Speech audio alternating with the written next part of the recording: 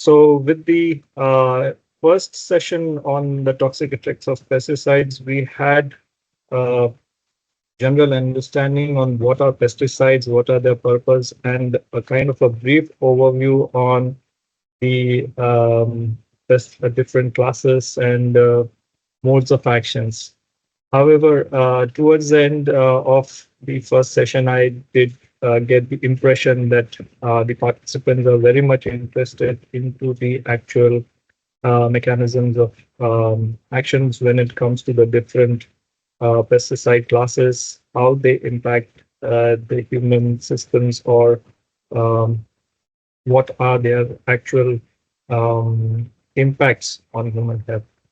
So, in that uh, perspective, I would like to take this opportunity to take that discussion forward and explore the toxicological profiles of pesticides, focusing on their mechanism of actions, their clinical outcomes, the lessons from the real world case studies, and so on. So, we know pesticides remain indispensable for global food security, but their toxic potential, especially in settings with weaker regulations, translate into a heavy burden of morbidity and mortality. So today we will bridge the molecular toxicology with bedside medicine and public health by examining classical case studies in addition to the mechanisms and also the regulatory consequences. So, in addition to academic enrichment, the aim of today's session will also be to stimulate critical thinking about safe pesticide management and rational regulations.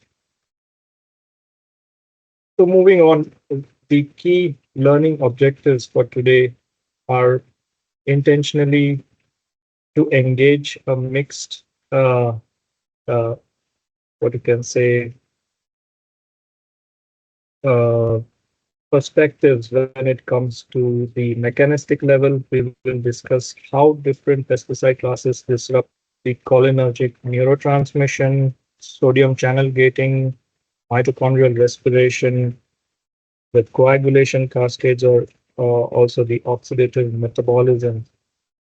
Clinically, we'll correlate these mechanisms to specific toxidromes such as cholinergic crisis, seizures, pulmonary fibrosis, bleeding disorders, and so on. While real world case studies will illustrate how the textbook toxicology translates into human adverse effects, we will examine also the antidotal approaches and the regulatory responses, reinforcing the interplay between science, medicine, and policy.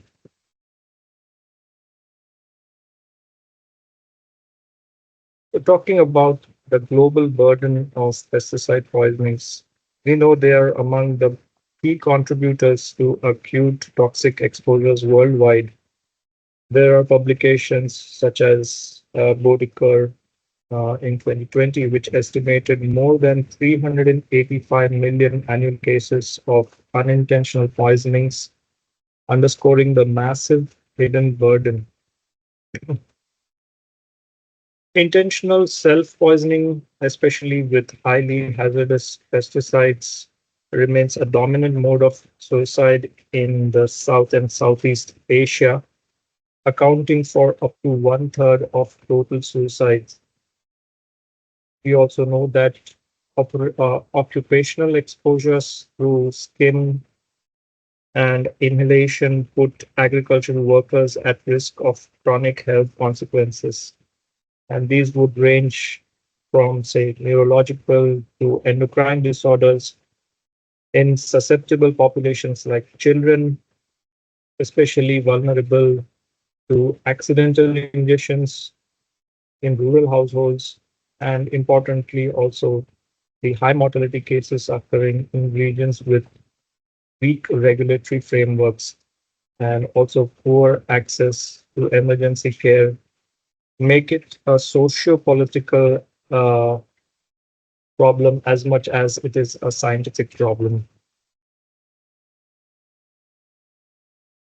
So here, LMIC countries would basically mean the low and middle income countries, just to elaborate.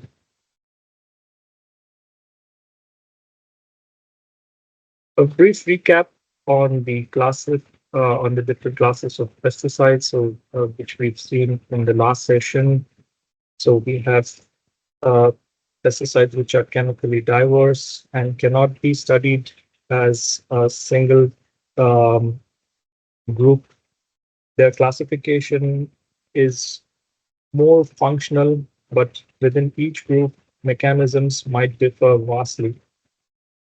For example, insecticides, example, cholinesterase inhibitors like organophosphates and carbamates, sodium channel modulators such as pyrethroids, GABA antagonistics like organochlorines, and nicotinic receptor agonists such as neonicotinoids. In the area of herbicides, we would have examples ranging from those which impact the redox cycling, such as the bipyridyls, to mitochondrial uncouplers and EPSPS inhibitors. The rodenticide act to either coagulation, blockade, or neuroexcitation, whereas the fumigants like phosphides act as mitochondrial poisons. When we talk about fungicides, they are often considered safer and can still, uh, however, can still cause chronic endocrine or neurological effects. And therefore, this diversity of mechanisms is precisely why toxicology is both challenging as at the same time fascinating.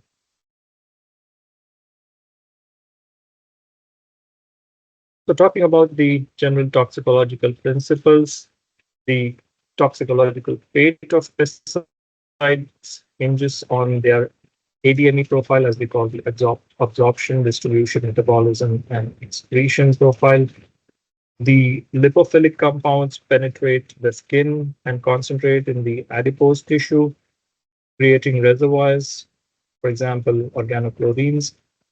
Some pesticides are protoxins, meaning they would require metabolic activation to exert their toxic effect. For example, parathion must be desulfurated to peroxone to inhibit the acetylcholinesterase. Conversely, detoxifying enzymes like peroxonase, that is PON1, influence the individual susceptibility, explaining population level differences in outcomes. When it comes to the excretion routes, they are key in case of herbicide poisoning. For example, the renal dysfunction, which worsens the 2,4-D or glyphosate toxicity. And crucially, formulations profoundly affect toxicity. For example, the classic case of glyphosate, where the surfactants are contributing more to the toxicity of the formulation rather than the active ingredient. And in case of pyrethroids, the solvents often contribute more than the active molecule itself. So, in nutshell, the risk assessments must consider not just the actives but also the full formulations.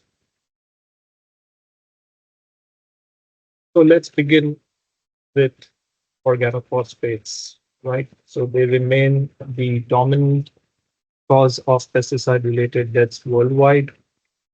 Their extensive agricultural use and high lethality explain why they account for a majority of fatal cases in Asia, Africa, and Latin America. And compounds like parathion and monocrotophos are particularly dangerous, which we will see in the following slides when we talk about the case studies. So, how do organophosphates act? Once again, let's deep dive into the mechanism of action. So basically, they act by binding covalently to the serine hydroxyl group at the active site of the acetylcholinesterase enzyme, thereby preventing the breakdown of acetylcholine at the synaptic junctions. This would lead to the excessive cholinergic stimulation at the muscarinic, nicotinic, and central nervous system receptors. And one of the critical features of organophosphate toxicity is the phenomenon of aging, as we have also briefly seen in the previous session. So basically, in aging, the organophosphate acetylcholinesterase complex undergoes dealkylation, stabilizing the bond and making oxime antidotes, which would then become ineffective in the treatment regime. So the toxicokinetics are further influenced by the physicochemical properties of organophosphates, which are generally lipophilic and are therefore absorbed through skin contact, inhalation of aerosols, and ingestion. Importantly, some of the organophosphates are propoisons, requiring bioactivation, as we have already quoted. Parathion, for example, has to be metabolized in the liver to the active peroxone, which has much higher affinity for the acetylcholinesterase. And this combination of irreversible enzyme inhibition, rapid absorption, and metabolic activation explains the high lethality of organophosphates in both occupational as well as intentional exposures.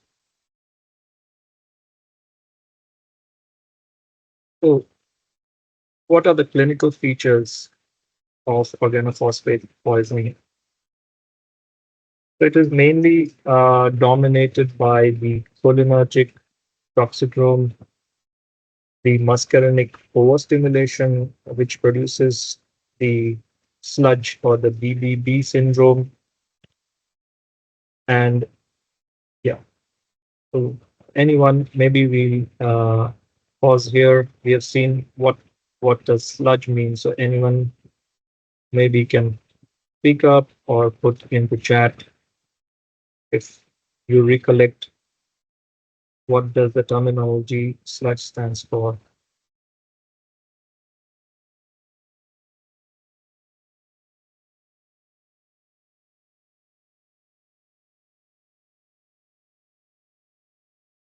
No one? Okay, so let me say that's the salivation, lacrimation, urination, diarrhea, and yeah, perfect. Very good, Malish. Malish Atma. Thank you. Correct. And the gastrointestinal cramps. So basically, they would then lead to emesis, bronchoria, and bradycardia as well. Speaking about the nicotinic effects, they would arise from the neuromuscular junction overstimulation, leading to fasciculations or generalized weakness and paralysis, whereas the central nervous system effects would include agitation, seizures, coma, and central respiratory depression. Importantly, organophosphates produce delayed complications such as intermediate syndromes appearing 24 to 96 hours post exposure, which would manifest as the proximal muscle weakness and respiratory paralysis. And weeks later, the organophosphate induced delayed neuropathy may occur. Again, that is the OPIVN due to the inhibition of the neuropathy target esterase, leading to sensory motor neuropathy. And recognizing these phases is crucial for ongoing monitoring and management.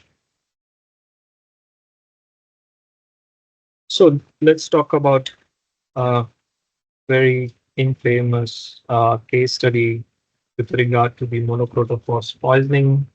This was back in July 2013, where over 20 children in Bihar in India died after consuming a school-provided meal contaminated with organophosphate, the organophosphate that is monoprotophos, and more than 50 children were hospitalized.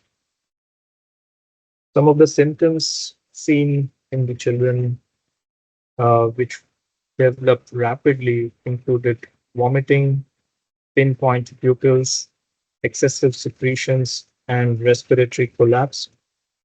These were consistent with the acute cholinergic crisis, and postmortem findings showed pulmonary edema and CNS congestion, confirming systemic organophosphate toxicity. The tragedy highlighted systemic issues such as unsafe storage, lack of basic quality checks, and inadequate emergency supplies of antidotes like atropine in the rural hospitals. This case basically became a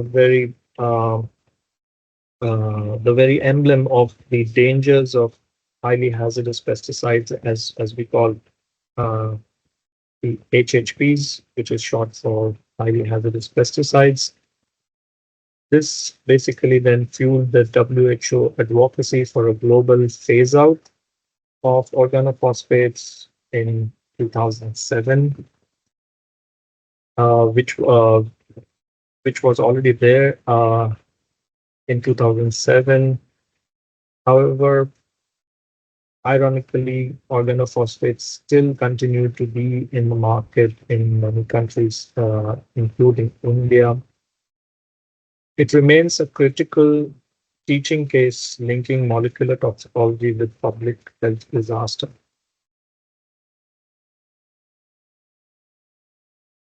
So, the mainstay of organophosphate management is the aggressive airway protection and ventilation, and death often results from hypoxemia due to central respiratory depression, bronchoria, and neuromuscular weakness. Atropine, a muscarinic antagonist, is a life-saving option. However, the doses must be titrated to cleaning of secretions and not the pupil size. Patients may require hundreds of milligrams in depending on the severity of the cases. In addition, oximes such as palidoxime are acetylcholinesterase reactivators, but only effective if given before the aging initiates. That is the organophosphate enzyme complex as we've seen in the previous slide. So that the efficacy of the antidotes remain debated with the variation by the uh, compounds. However, the seizures must be promptly controlled with benzodiazepines, which also provide neuroprotection, and intensive care monitoring is critical. They should be in complementation with ventilatory support and repeated atropine administration, often required sometimes for days.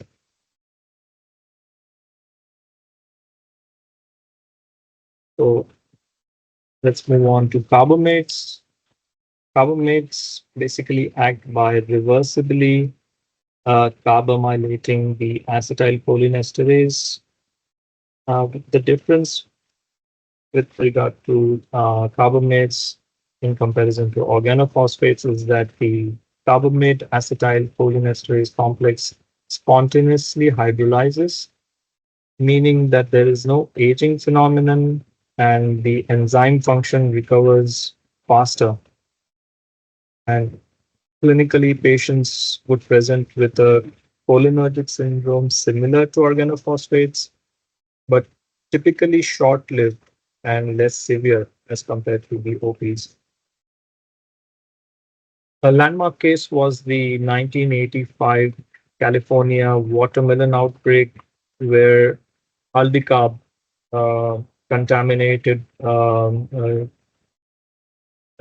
contamination led to over 100 illnesses characterized by sweating, diarrhea, abdominal cramps, and meiosis, but no fatalities were reported. So this case illustrates both the public health risks of pesticide contamination in food chains and the relatively favorable prognosis of carbamate exposures compared with the organophosphates. Management centers on atropine, while oximes are unnecessary due to the reversible enzyme binding.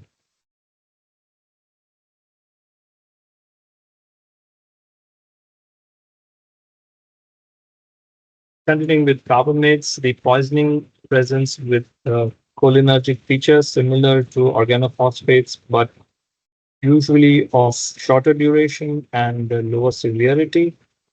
And fatalities are rare, largely due to the reversible nature of enzyme inhibition, and oximes are not indicated. So let's talk about one of as we mentioned, the case a bit in detail about the case study in California, wherein, as you've seen, there were over 100 individuals affected, and the outbreak received national attention. But importantly, there were no deaths recorded, and this outcome illustrates a fundamental toxicological principle, that is, carbamates, while capable of producing cholinergic crisis, are self-limiting due to the reversible acetylcholinesterase binding. Nevertheless, the case led to heightened awareness of pesticide residues in food, reinforcing the need for stricter agricultural monitoring and regulatory oversight.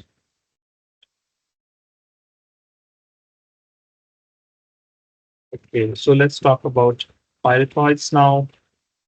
Pyrethroids are widely used as the synthetic insecticides derived from the natural pyrethrin. Their mechanism depends on structural subtype, that is, type 1 pyrethroids prolong the opening of the voltage-gated sodium channels, leading to repetitive neuronal firing and a tremor syndrome. Whereas type 2 pyrethroids not only modify the sodium channel kinetics, but in addition also inhibit the GABA A receptors, producing a more severe chorioacidosis and salivation syndrome. So this is also called as the CS syndrome. And these compounds, that is pyrethroids, are again lipophilic and are absorbed dermally and orally, but their mammalian toxicity is limited because of the rapid hepatic metabolism and low affinity for mammalian sodium channels. And despite the widespread domestic and agricultural use, severe poisoning is uncommon, but deliberate ingestion or large accidental exposures can cause life-threatening situations.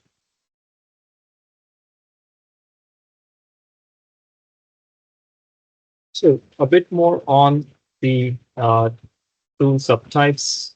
So clinically, type 1 pyrethroids produce the T syndrome, characterized by the tremors, fine muscle fasciculations, paresthesias, and hyperexcitability, whereas the type 2 compounds, as we've seen, cause the CS syndrome, marked by chorioacidosis, hypersalivation, seizures, and in some cases, pulmonary edema as well. And a unique occupational sign would be the facial skin paresthesia. So, just for um, any of our participants who are not familiar with the terminology that is paresthesia, it is sometimes mistaken with the skin irritation, but it is not. It is often described as a tingling or burning sensation, which is typical of pyrethroid toxicity and can occur in exposed workers even at subtoxic doses. Case series from India and China have reported seizures and pulmonary complications following intentional delta methylene ingestion. Though survival rates are high with supportive management, reflecting the comparatively low case fatality of pyrethroid poisonings.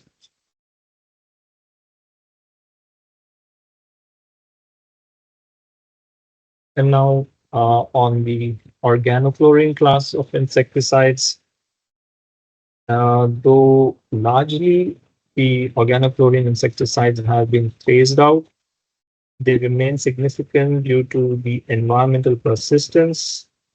The classic example being DDT, which prolongs the sodium channel opening, leading to repetitive neuronal firing, and cyclodynes such as dieldrin and aldrin, which act by antagonizing the GABA A receptors, producing uncontrolled neuronal excitation and seizures. In addition, they also interfere with the GABA mediated and their high lipophilicity again leads to accumulation in the adipose tissue with half-lives spanning years. Despite the fact that they have been banned in many countries, the residues remain detectable in human fat, blood, and breast milk, underscoring long-term exposure risks.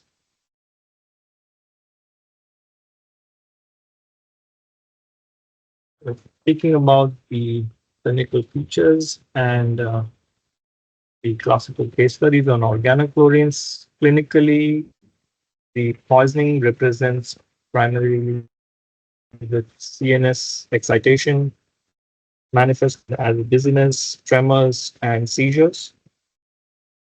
And cardiac arrhythmias may also occur due to the myocardial irritability from the ion channel disruption. A classic case involves the infant seizures following topical misuse of lindane lotion prescribed for scabies, underscoring its narrow therapeutic margin.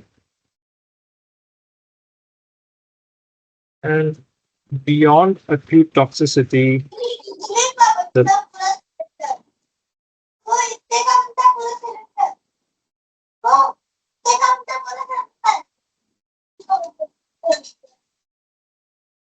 beyond acute toxicity, the long-term epidemiological studies implicate chronic organochlorine exposure in cancer risk, endocrine disruption, and neurodevelopmental deficits. Again, although banned in many regions, the environmental residues persist globally.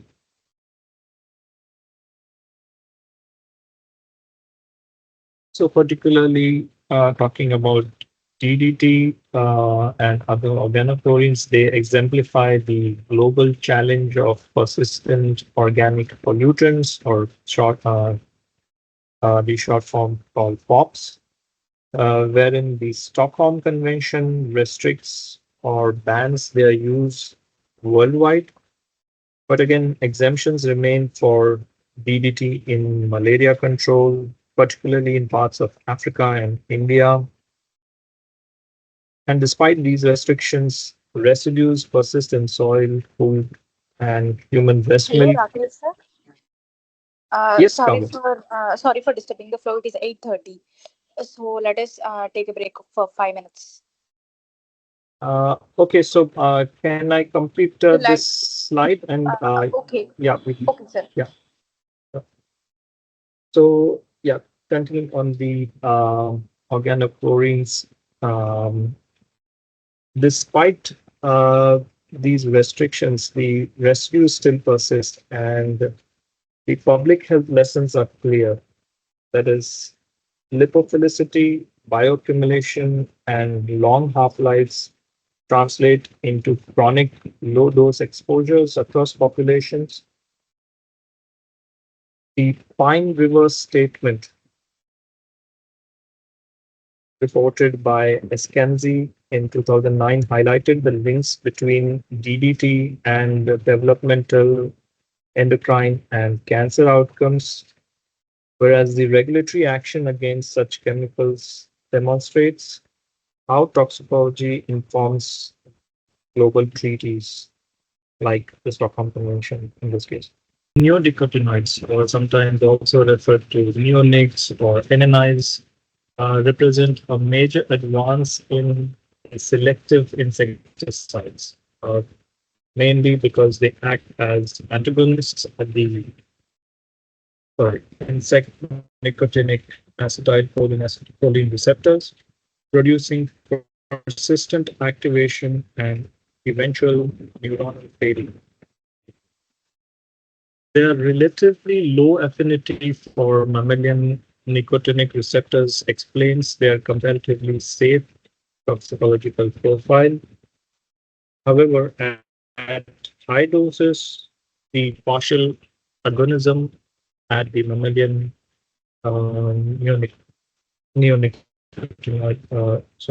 acetylcholine receptors produce dizziness, drowsiness, nausea, and occasionally CNS depression. These compounds are systemic insecticides which are absorbed by plants and distributed to all tissues, which explains their efficacy in controlling the sap feeding pests. However, despite this, their widespread agricultural use has raised concerns mainly regarding pollinator toxicity, that is, especially in bees. So we can see as a result, the European Union are restricting the use of these neonic pesticides to either the greenhouses or uh, areas where there would be no bee foraging. So, talking about the clinical features for neonics in clinical practice, most neonicotinoid poisonings are mild, producing nausea, vomiting, dizziness, and headache, whereas severe cases occasionally develop respiratory distress or seizures. So these are rare compared with, say, organophosphate poisoning. A case study from Sri Lanka provided key data wherein hundreds of patients presented after deliberate ingestion of imidacloprid or similar compounds, and the case fatality rate was below 3%, which is far lower than that of organophosphates, which range in the 20 to 30% mortality rate, or for that matter, carbamates, which range between 5 to 10% of fatality. So this evidence demonstrates the relative safety of neonicotinoids in humans, though ecologically the toxicity, particularly for bees, does remain a pressing regulatory concern. Another class of insecticide includes ivermectins. These are basically, for example, abamectin. They are more basically macrocyclic lactones which were discovered from Streptomyces over, and their primary action is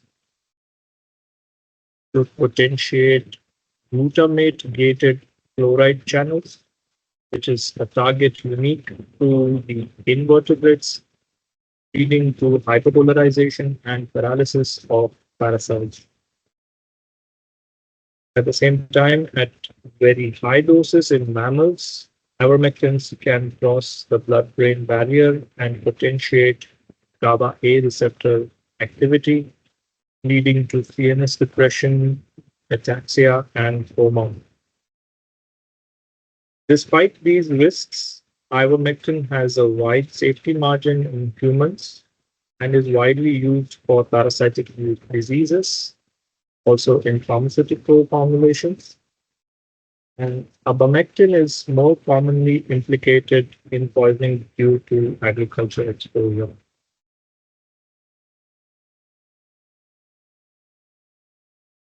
Clinically, ivermectin poisoning presents with ataxia, CNS depression, hypotonia, and mydriasis, whereas severe cases can progress to coma requiring intensive care and ventilatory support. A case series of abamectin ingestion showed prolonged coma, but most patients recovered fully with supportive care. And experimental therapies such as intravenous lipid emulsion have been used in refractory cases with some success, leveraging the high lipophilicity of these compounds.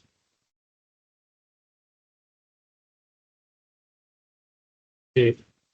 Moving on to the uh, class of rotinones, which is a botanical insecticide extracted from the Caris and Longocorpus plants. Its primary mechanism is inhibition of mitochondrial complex 1 in the electron transport chain, leading to impaired oxidative phosphorylation and ATP depletion. Acute poisoning presents with gastrointestinal upset, hypotension, and metabolic acidosis. And more importantly, rotenone has been used experimentally to model Parkinson's disease in rodents, mainly due to its dopaminergic neurotoxicity. Epidemiological studies support an association between the chronic exposure and increased Parkinson's risk in agricultural workers.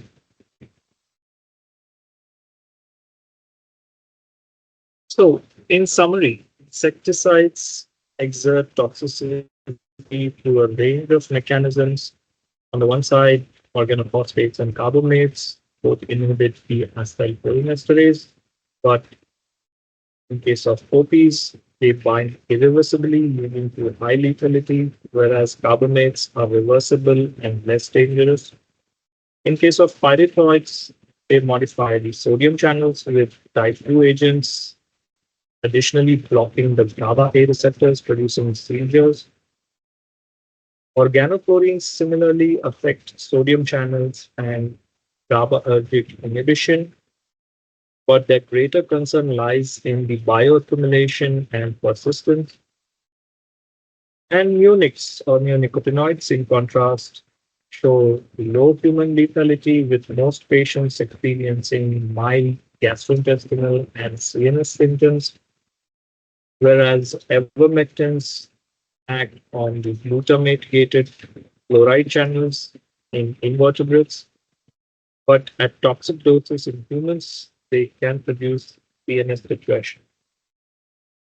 Last but not least, rotenone is a unique inhibiting mitochondrial complex 1 chemical and linking chronic exposure with Parkinson's disease. And this comparative overview underscores the diversity of insecticide toxicology and the need for mechanism-specific management.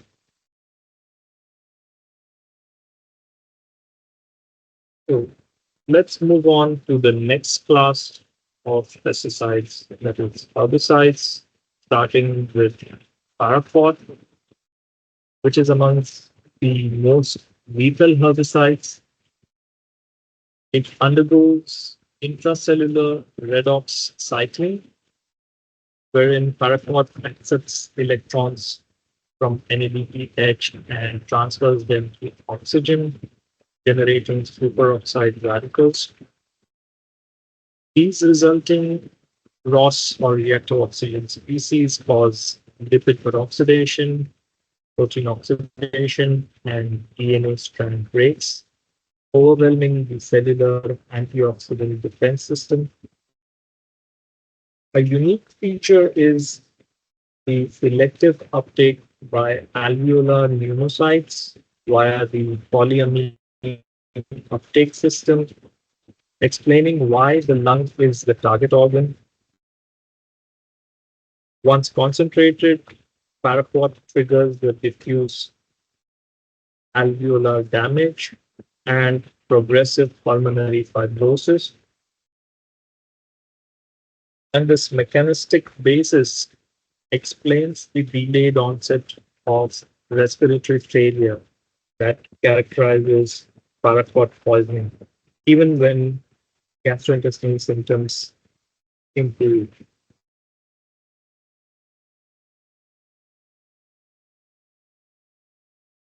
The clinical course of paraquat poisoning unfolds in phases. Initially, patients develop oral and throat burns. There are instances of severe vomiting and abdominal pain due to its corrosive effects. And within 24 to 72 hours, the renal and hepatic dysfunction develop, driven by systemic oxidative injury.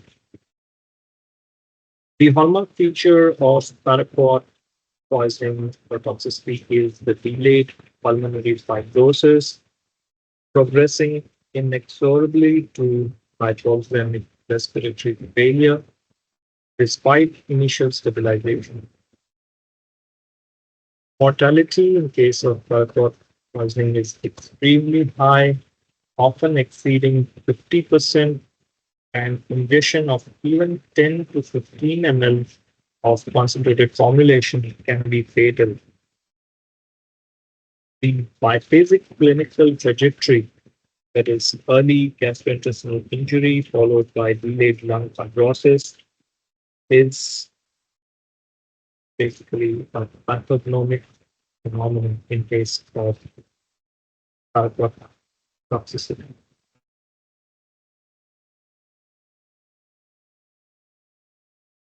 Talk about a classic case study in Sri Lanka, wherein uh, this particular case study provides one of the most powerful public health uh, phenomenon of pesticide regulation. In the 1990s and 2000s, paraquat was the leading cause of fatal self-poisoning, with case fatality rates between 42 to 70% despite hospital care. Patients typically presented with oral burns and GI upset, followed by renal and hepatic dysfunction, and eventually fatal pulmonary fibrosis. Following regulatory restrictions and eventual bans on paraquat sales, the suicide rates in Sri Lanka did fell substantially. This provides direct evidence that pesticide regulation can save lives, particularly in the low and middle income countries, as in the LMICs, where pesticides are a common means of self harm. The Sri Lanka experience is now considered a model for pesticide policy worldwide.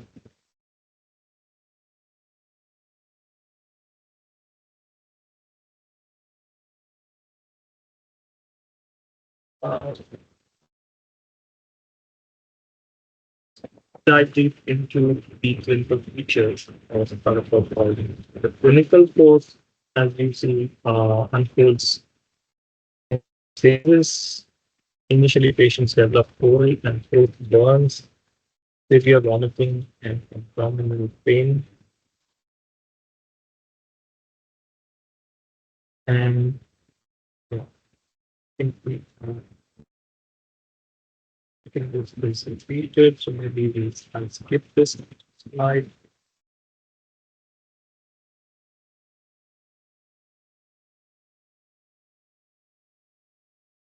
Sorry.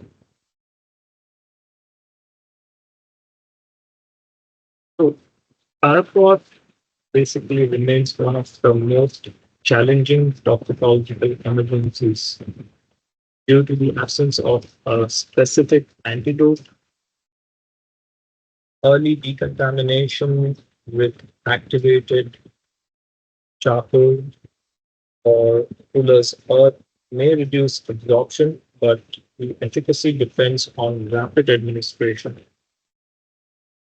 Antioxidant therapies, including N-acetylcysteine and vitamin C and E, have shown limited benefits in clinical trials, whereas immunosuppressive regimens using cyclophosphamide and corticosteroids have been tried to blunt inflammatory pulmonary fibrosis, with some reports of improved survival in select patients.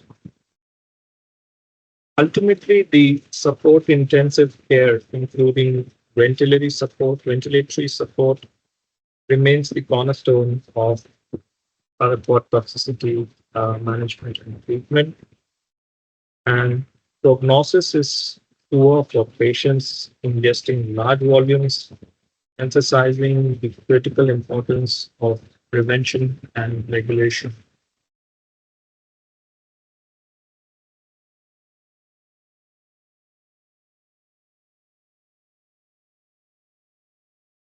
Let's talk about one of the next herbicide, which is perhaps the most widely used herbicide worldwide, that is glyphosate. Glyphosate basically acts by inhibiting the plant enzyme PESP synthase, that is 5-phenol pyruvyl shikimate 3 phosphate synthase in the plant shikimate pathway. This particular pathway is absent in mammals, explaining its low intrinsic toxicity in humans. However, commercial formulations might contain surfactants such as polyoxylenamine or POEA, which account for the most human toxicity. Ingestions can produce corrosive gastrointestinal injury, renal or hepatic dysfunction, and cardiotoxicity, with shock in severe cases. Thus, in case of particularly glyphosate, the formulation excipients rather than the active ingredient itself can often be responsible for the human toxicity.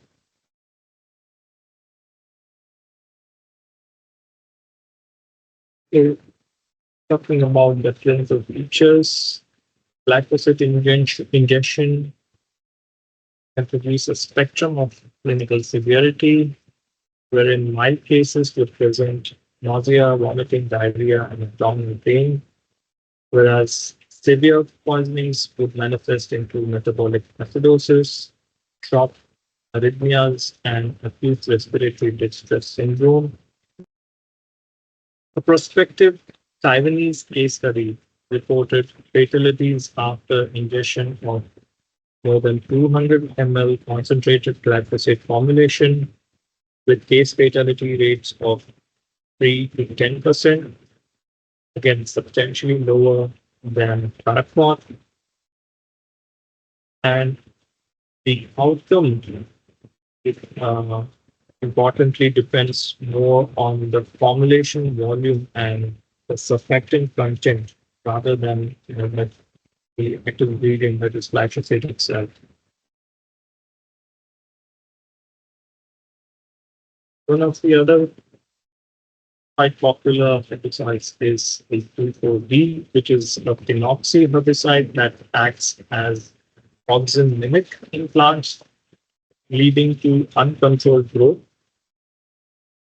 In humans, it exerts its toxicity by uncoupling the oxidative phosphorylation, inducing oxidative stress, and disrupting the cell membranes. Clinical effects include myotoxicity with muscle weakness, metabolic acidosis, and CNS depression.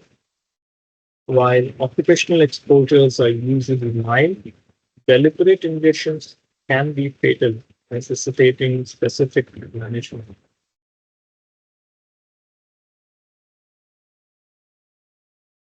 Talking about the clinical features and management of food poisoning, the acute poisoning produces gastrointestinal upset, myalgias, and weakness, whereas severe intoxication would result in seizures, coma, and medical acidosis.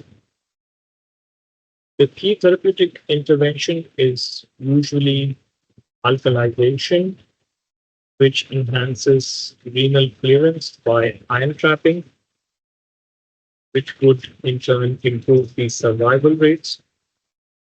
And this strategy is supported by clinical case reports, such as the Proudfoot in 2003.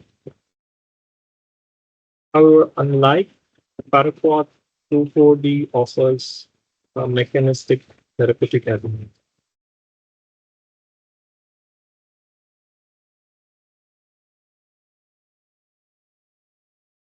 Propanil, again, is analyte herbicide metabolized in humans to 3,4-dichloroaniline, which induces oxidative stress and converts hemoglobin to methemoglobin. Clinically, this would manifest as cyanosis, hypoxia, and characteristic chocolate brown blood on venesection. In Sri Lanka, propanil poisoning is a common cause of hospitalization with case fatality rates from 5 to 10%, and recognition of methemoglobinemia is critical as it would require specific antidotal therapy.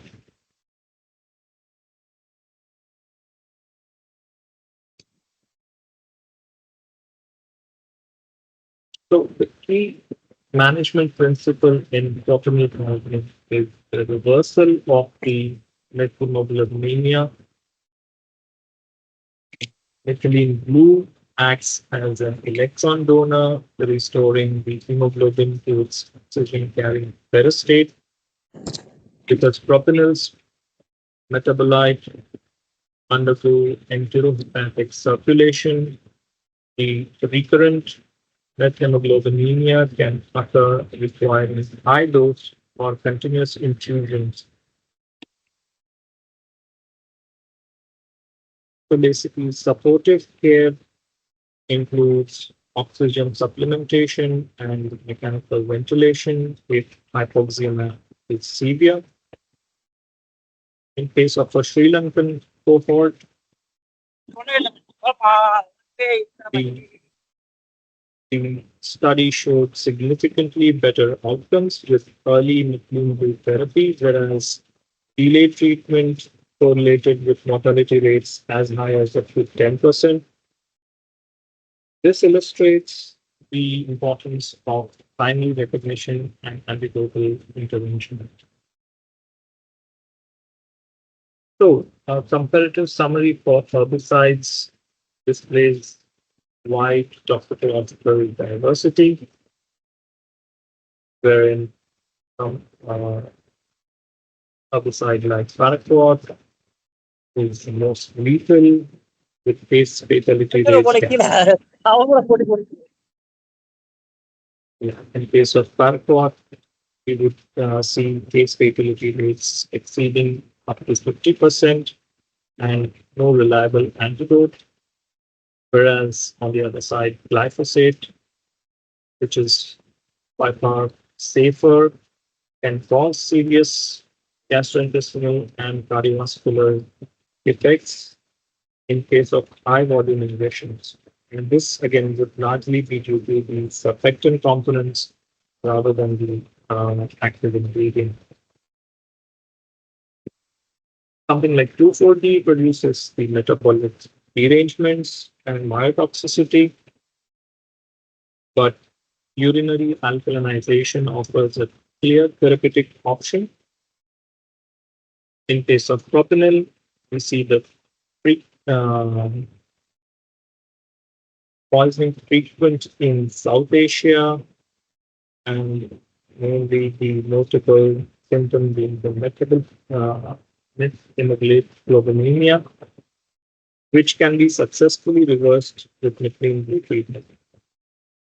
So this comparative overview illustrates how herbicide toxicity ranges from untreatable syndromes to conditions with specific antidotes. So let's move on to the next class of pesticides now. Those are the rodenticides. So superwarfarins, including brodifacoum and difenocoum, are potent long-acting anticoagulants designed to kill rodents resistant to warfarin. They inhibit the vitamin A epoxide reductase enzyme, blocking the recycling of reduced vitamin A, which is necessary for activation of clotting factors, that is 2, 7, 9, and 10. Compared with warfarin, they have much longer half-lives, often persisting for weeks due to its high lipid solubility, while accidental pediatric injections are usually mild. The deliberate or high-dose injections can produce profound and prolonged coagulopathy as well as life-threatening hemorrhage.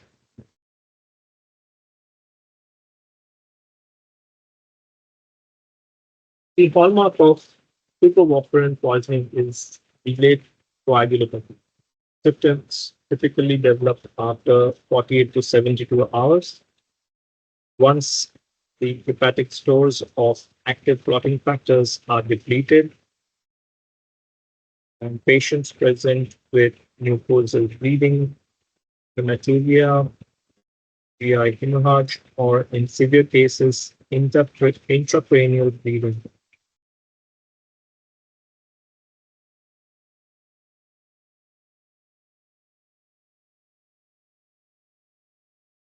So basically, the treatment requires high dose oral vitamin K1, often continued for months, along with plasma or prothrombin complex concentrate for acute bleeding. And monitoring compliance is critical as premature discontinuation can result in the relapse of coagulopathy. Let's look at the case studies from US of rodifacoum, which is a synthetic cannabinoid.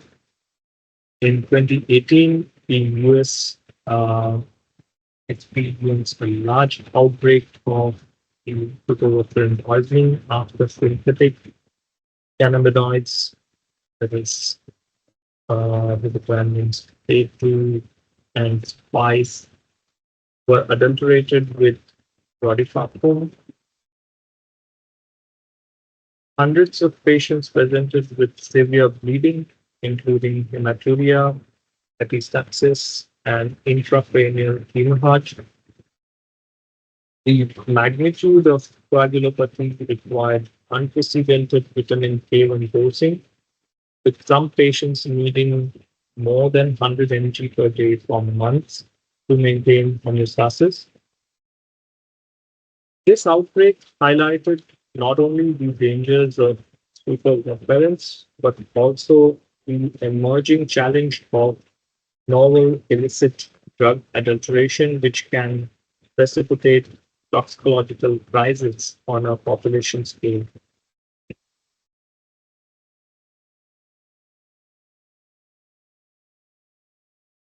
Another classic alkaloid rodenticide is strychnine, which has been historically used in pest control and even in tonics before its toxicity was recognized. Mechanistically, it is a competitive antagonistic uh, at glycine receptors in the spinal cord and brainstem. Glycine is the major inhibitory neurotransmitter in these regions, and a blockage would lead to uncontrolled neuronal excitation. Clinically, this manifests as profound hyperexcitability, muscle spasms, and convulsions triggered by minimal stimuli. Although the use of strychnine has declined by far, it remains relevant in certain poisoning cases and continues to appear in forensic toxicology.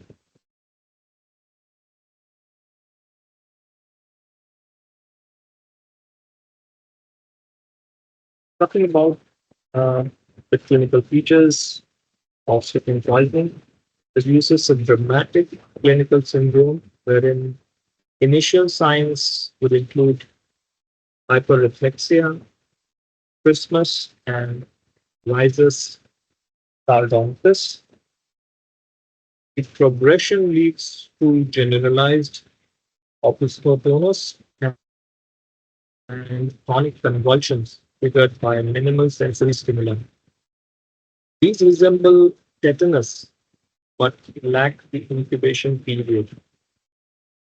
Death usually results from respiratory failure due to prolonged contraction of respiratory muscles. Historically, many poisonings were deliberate, but accidental ingestions still occur through contaminated products. Overall, the recognition is critical because of its distinct presentation.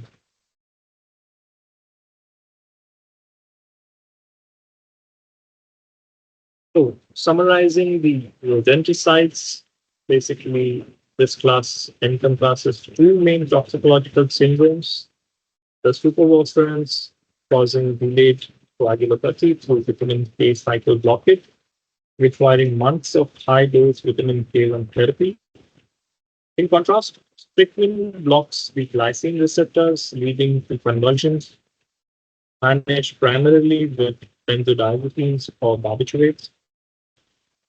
Epidemiological data show rodenticides remaining significant causes of poisoning globally, particularly in children, that is due to accidental ingestion, and in self-harm cases in the low and middle income countries. And understanding these mechanisms is critical for the targeted management. Moving on to the phosphides of pesticides, when graphic examples include aluminum and zinc phosphides, which are widely used as grain fumigants. On contact with water or gastric acid, they release the phosphine gas, which is a potent mitochondrial toxin. Phosphine basically inhibits the cytochrome C oxidase, blocking the oxidative phosphorylation while simultaneously generating the reactor oxygen species that damage cell membranes and mitochondria. These properties make phosphides extremely lethal. They are among the most common agents in self-poisoning deaths across countries like India and Iran. And the combination of widespread availability and lack of antidote underlies their clinical and public health significance. The clinical features of metal phosphide poisoning develop rapidly. Patients represent nausea, vomiting, abdominal pain, and a garlic-like odor on the breath. Systemic progression includes profound hypotension, metabolic acidosis, and life-threatening arrhythmias.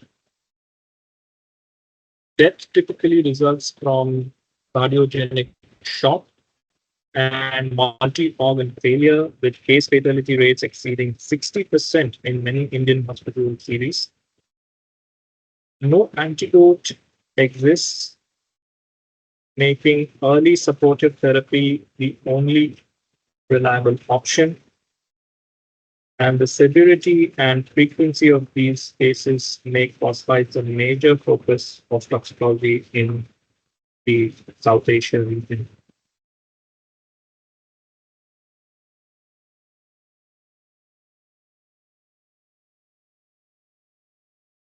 So talking about the management of metal phosphide poisoning, as you know, it lacks a specific antidote. The supportive management is crucial. Initial priorities include aggressive fluid resuscitation, vasopressor support for refractory shock, and ICU level monitoring. While several adjunctive therapies have been attempted, magnesium sulfate may stabilize the cardiac membranes and antioxidant therapy with N-acetylcysteine or metabolic modulation with glucose, insulin, potassium infusion, that is GIK infusion, has shown anecdotal benefits. However, the evidence remains inconclusive for this particular therapy. Ultimately, prevention through regulatory control is the most effective public health intervention, whereas countries with restrictions on phosphate sales have seen marked reductions in case of fatalities.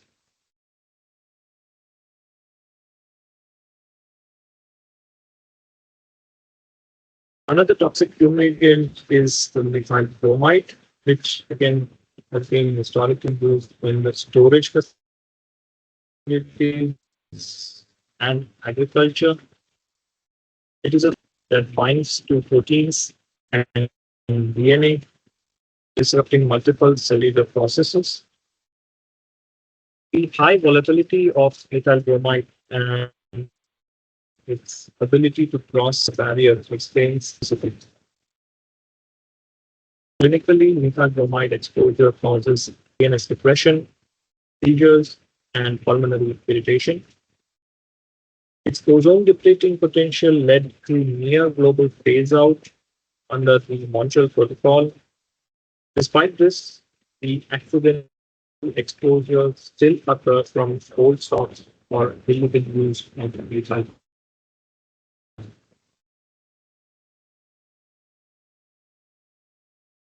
Let's now move on to the pesticides, that is fungicides, wherein the dihydrocarbon are the widely used fungicide class.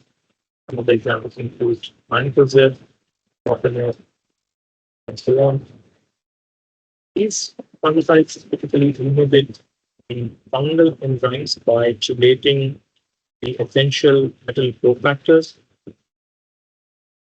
The acute human toxicity in case of these fungicides are low, but occupational exposures have raised concerns. Chronic exposure has been linked to neurobehavioral changes in agricultural workers. One of the classic examples include the metabolite ethylene thiourea, that is ETU, which has effects on the thyroid, also classified as a goitrogen, and a possible human carcinogen. by the IR in 2001. Thus, while less acutely toxic than herbicides or insecticides, the long-term risks of fungicides do merit attention. Talking about the clinical features of dicarbonate toxicity, an acute exposure produces mild, non-specific symptoms such as nausea, irritation, and headache, whereas chronic occupational exposures have been associated with neurobehavioral impairment and thyroid enlargement. A notable case involved a farm worker developing Parkinson's, Parkinsonism after chronic exposure to manip, suggesting dopaminergic neurotoxicity.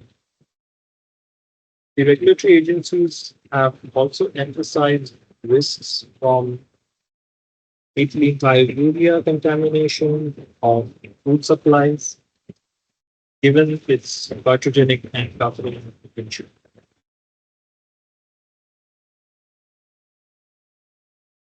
So, in summary, fungicides are often perceived as relatively safe, yet toxicological evidence suggests important chronic health risks of fungicides. The diethylcarbonates, while low in acute toxicity, have been linked to neurobehavioral impairment and endocrine disruption, whereas the ETU, that is the metabolite and contaminant, is a thyroid toxicant and carcinogen. The case reports of incidence in exposed workers underscore that low toxicity doses does not equate to no risk.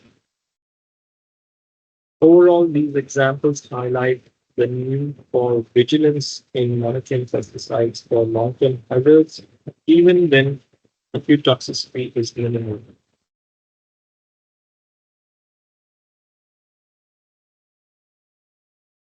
Well, talking about the major incidents which we have seen so far, when reviewed together, these case studies reveal crucial toxicological and public health lessons. The Bihar tragedy showed how unsafe storage and lack of equipping stocks can devastate communities, whereas the Sri Lankan paraquat epidemic demonstrated that regulation, that is, removing the most hazardous agents from markets, can reduce suicide mortality nationwide. In case of the California watermelon incident, we saw the risks of food chain contamination with carbamates, while the US Rhodopsin outbreak underscored how novel adulterants in recreational drugs can precipitate toxicological crises. So these incidents illustrate how pesticide toxicology cannot be confined to molecular science. It is also a story of regulation, health systems, and social behaviors.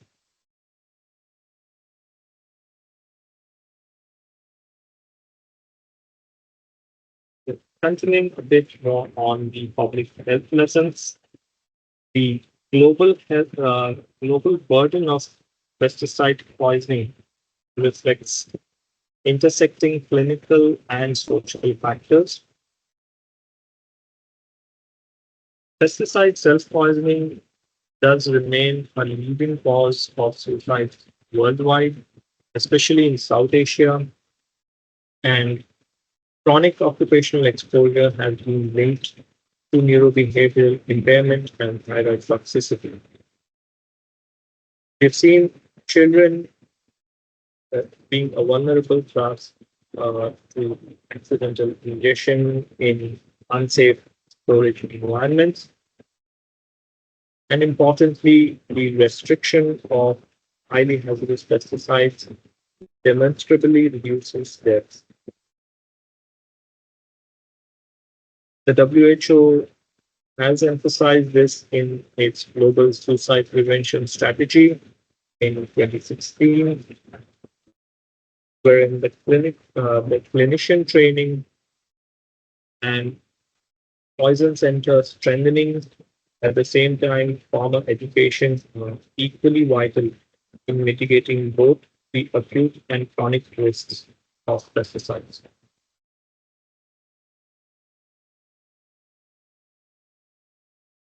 So this brings me to my final slide, and in summary, I would like to say that the regulatory interventions demonstrate the power of global toxicology informed policy. The Stockholm Convention banned organic pollutants due to the persistence and bioaccumulation.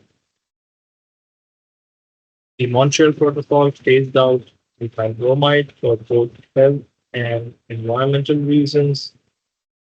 We've seen national policies such as in Sri Lanka, that is the Paraquat ban, achieved measurable reductions in suicide rates, whereas in Europe, the EFSA, that is the European Food Safety Authority, regulations restricted neonicotinoids after conclusive evidence of harm to pollinators. The global organizations such as the WHO and the FAO, the Food and Agriculture Organization, continue to push for global phase out of HHPs, that is highly hazardous pesticides.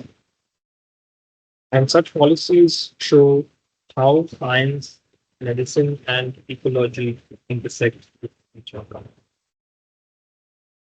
In conclusion, I would like to say that pesticides embody the dual nature of toxicology. That is, they are agents designed to protect crops that can devastate human health.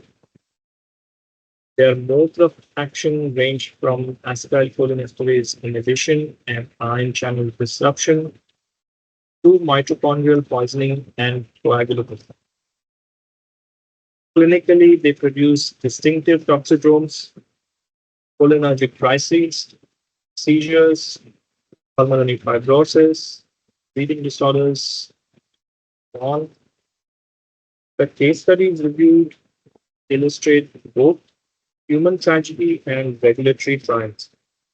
The last two tragedy, the Sri Lankan paraquat epidemic, California's carbonate outbreak, and the US Rhodochrosum fatal crisis, show how pesticides affect entire global population. Yet, policy interventions such as bans, global treaties, and poison center strengthening do save lives. Ultimately, toxicology is more than mechanistic science. It is a bridge linking molecules to patients, farmers, regulators, and societies. Recognizing this integration is essential for developing safer agricultural practices and more effective global health policies. With this, I would like to thank you all for your time and attention and would be happy to take any questions.